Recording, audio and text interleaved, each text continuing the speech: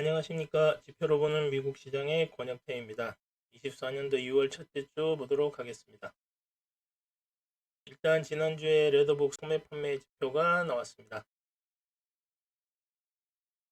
미국 재무부와 연준이 열심히 유동성을 공급한 이후로 소매 판매는 쭉 개선이 되어서 유지가 되고 있습니다. 다른 지표들도 다 개선된 게 결국은 다 이 미국 정부와 연준에서 지급한 유동성 때문에 지표는 다 좋게 나오고 있습니다.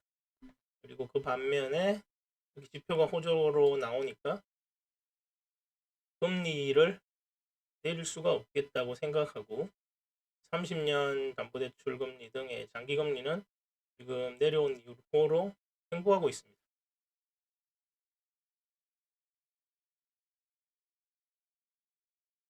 다음으로 미국 주택가격 지수입니다. 주택가격 상승폭이 조금씩 그래도 줄고 있습니다. 장기금리가 조금씩 내려왔기 때문에 거래량이 조금씩 늘면서 가격에 반영이 되고 있다고 보여집니다. 그래서 결국 가격 상승폭이 둔화되고 있습니다. 다음으로 소비자 신뢰 지수인데요. 금리 인상 사이클이 이제 다들 종료되었다고 지난 FOMC에 이어 이번에도 말했듯이 파월 의장이 계속 금리 인상 사이클은 고점에 있고 거의 끝났다는 느낌을 주셨죠. 그러니까 이제 일반 소비자들 사이에서도 금리 인상 사이클이 종료되니까 좀 경기가 좋아지지 않겠냐 이렇게 생각하고 있습니다. 자신감이 회복되고 있는 거죠. 다음으로 미국 구인자 숫자인데요. 실물 경제가 안정화되고 있으니까 당연히 구인자 숫자도 크게 변동 없이 이 정도, 지금 여전히 그래도 팬데믹 이전보다는 좀 빡빡한 수준에 있는 상황입니다. 이 정도의 갭이 있다고 봐야겠죠. 다음으로 이번 주 제일 큰 행사였는데 미국 연방 준비위원회에서 회의가 열렸고 금리를 그대로 유지했습니다. 워낙에 유동성을 많이 공급해 놓으니까 지표가 좋게 나올 수밖에 없고요.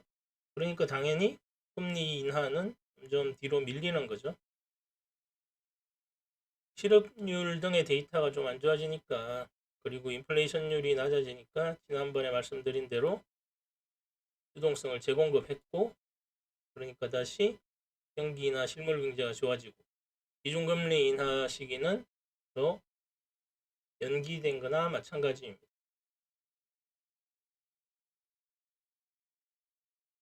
네, 다음으로 고용비용 지수인데요. 쭉 계속해서 분기입니다. 계속 내려오고 있습니다. 미국의 결국 고금리가 구조조정을 불러일으키고 있고요. 그러면서 결국 임금 상승도 어느 정도, 인플레이션도 내려가면서 고용 비용 지수도 계속 하락하고 있습니다. 연준 재무제표인데 자산 매각을 지속하고 있습니다.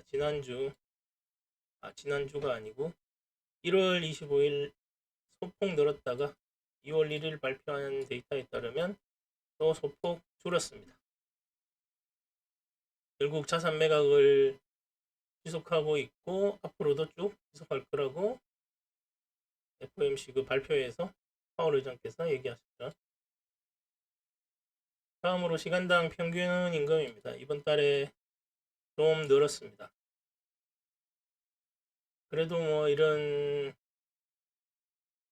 전체적인 구간에서는 연준의 목표 안에 이런 것들이 있다. 서비스 분야에 파월이 얘기한 것이 이제 서비스 분야에서 좀 인플레이션이 낮아졌으면 좋겠다고 해서 그 구간에 좀 들어왔다고 보여지는데 다시 살아난 거죠. 다음으로 미국 ISM 제조업 PMI입니다. 미국은 이제 다들 뭐 아시다시피 서비스업이나 이쪽이 훨씬 더 7, 80% 되는 경제 규모죠. 근데 대기업 중심의 제조업은 보면 이것도 약 거의 그렇게 큰 차이가 나지 않고 약 한 40% 넘게 차지하고 있습니다.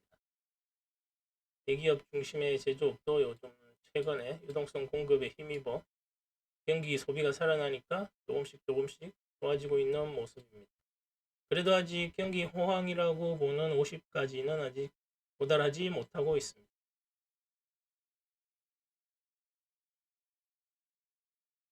네, 다음으로 비농업 급여자 숫자인데요.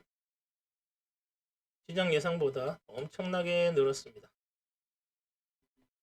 근데 뭐 이거는 전월달 임금을 지급한 급여 명세서 기준으로 발표되기 때문에 좀 좋아질 거라고 다들 보기는 봤는데 지금 뭐 엄청나게 많이 좋아진 거죠.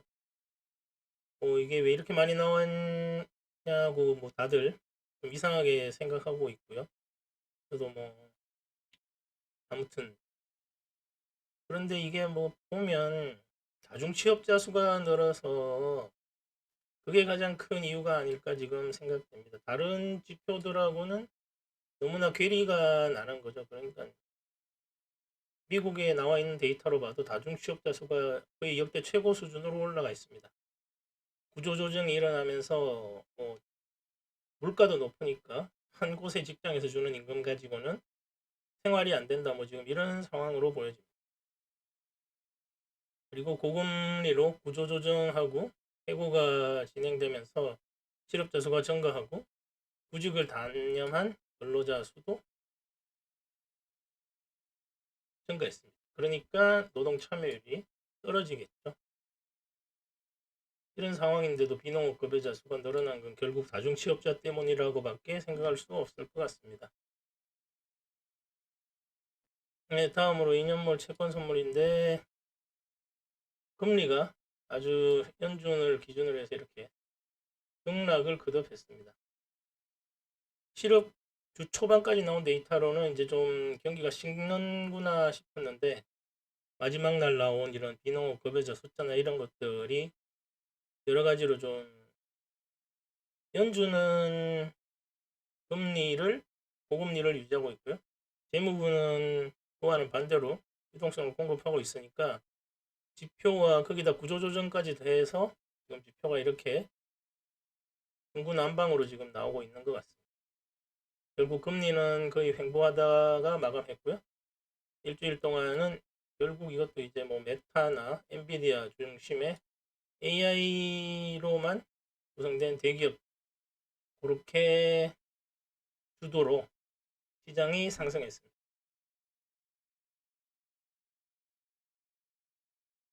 그래서 지금 지난주에도 상승 예측했고 상승했고요. 이번 주도 상승을 예측하고 있습니다.